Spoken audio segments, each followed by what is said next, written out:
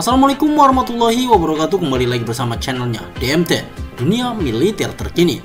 Di video kali ini kita akan membahas tentang update berita militer Indonesia. Ada apakah? Mari kita bahas ulasannya di sini.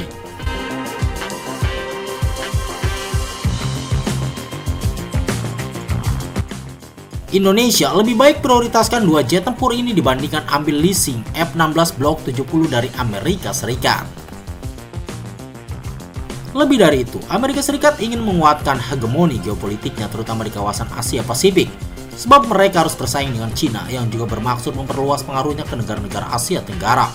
Atas dasar itulah, Duta Besar Amerika Serikat untuk Thailand, Frank Godek, mengunjungi Kementerian Pertahanan Thailand yang dipimpin oleh Sutin Klungsang beberapa waktu lalu.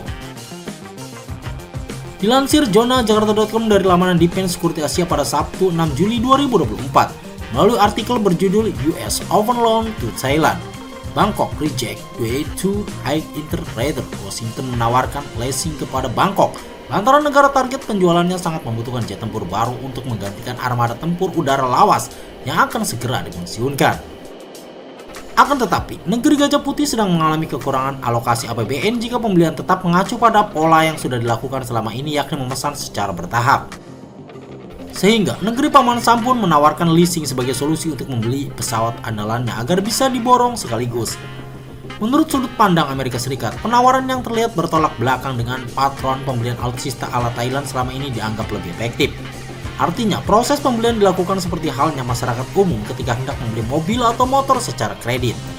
Sehingga negara tetangga Indonesia ini tinggal membayar cicilan dengan jatuh tempo yang sudah disepakati dalam perjanjian. Walau terlihat menarik, Thailand rupanya tidak serta-merta bisa menerima tawaran Amerika Serikat tersebut. Sekalipun sesungguhnya Bangkok sangat membutuhkan F-16 Block 70 lantaran spesifikasinya yang relevan dengan situasi kekinian. Belum lagi jika bicara mengenai keharusan untuk mencari pengganti jet tempur lawas yang akan segera dipensiunkan. Pasalnya, tingkat suku bunga yang ditawarkan Washington relatif tinggi. Dampak terberatnya, ini akan memicu risiko gagal bayar yang sangat besar. Sebab jika ketersediaan APBN tidak mencukupi, debitur harus menggadaikan atau melego aset yang bahkan dianggap strategis demi melunasinya.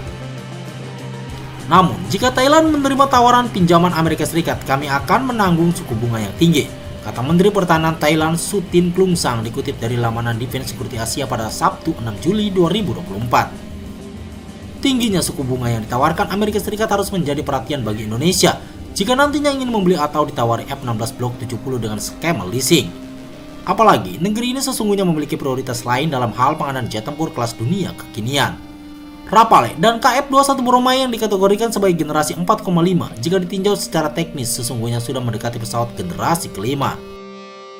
Bahkan pabrikan dari masing-masing pesawat berencana untuk mengembangkannya dalam varian khusus, yakni Super Rafale dan KF-21AX.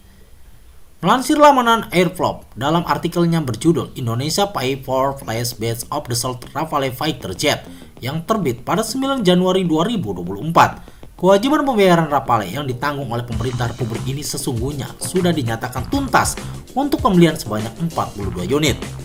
Rinciannya, pembayaran 6 unit pertama sudah dibayarkan pada tahun 2022 saat awal penandatanganan kontrak pembelian dengan pihak Dassault Aviation. 32 unit berikutnya dibayar secara bertahap tepatnya di bulan Agustus 2023 untuk 18 unit kedua pada Januari 2024 untuk 18 unit terakhir. Karena pembayaran Rafale sudah dinyatakan lunas, Indonesia hanya tinggal menunggu kedatangannya paling cepat tahun 2026 mendatang. Namun itu dinilai belum cukup jika Republik ini menginginkan transfer teknologi secara utuh. Padahal benefit tersebut merupakan variabel penting apabila tujuan modernisasi alutsista yang dicanangkan pemerintah benar-benar terwujud. Menurut penelitian dari Universitas Muhammadiyah Yogyakarta UMY, melalui karya ilmiah berjudul Analis Keputusan Pemerintah Indonesia untuk membeli Rafale, pesawat Dassault dari Prancis yang terbit pada Januari 2024 lalu, setidaknya 58 unit tambahan diperkuat agar benefit berupa transfer teknologi bisa diterima Nusantara seutuhnya. Dengan kata lain, wajib bagi negeri ini untuk memiliki minimal 100 unit Rafale apabila menginginkan performa yang sempurna. Transfer teknologi pesawat tempur Dassault Rafale belum 100% jika dibandingkan dengan KF-21 Boromai. Beberapa persyaratan harus dipenuhi Indonesia, salah satunya dengan pembelian minimal 100 unit pesawat tempur Dassault Rafale. Demikian bunyi sebuah penelitian terbitan UMY pada 1 Januari 2024 lalu.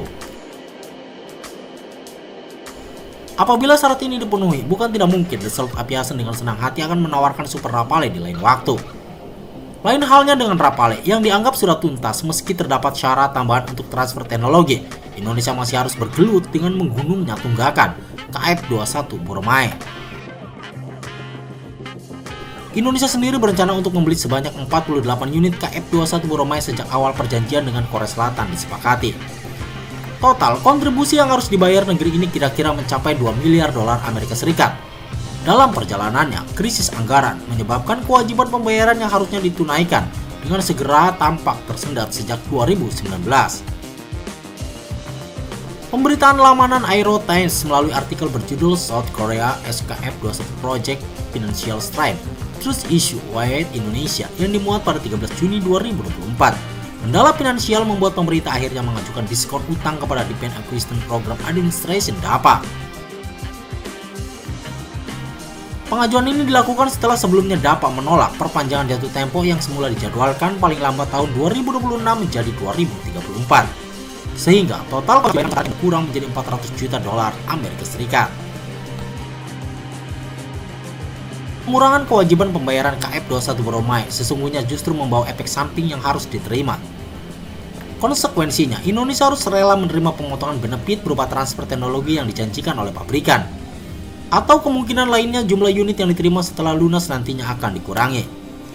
Mengingat waktu menjelang jatuh tempo sudah semakin dekat, masalah tunggakan KF-21 Boramae tak boleh dianggap remeh lagi.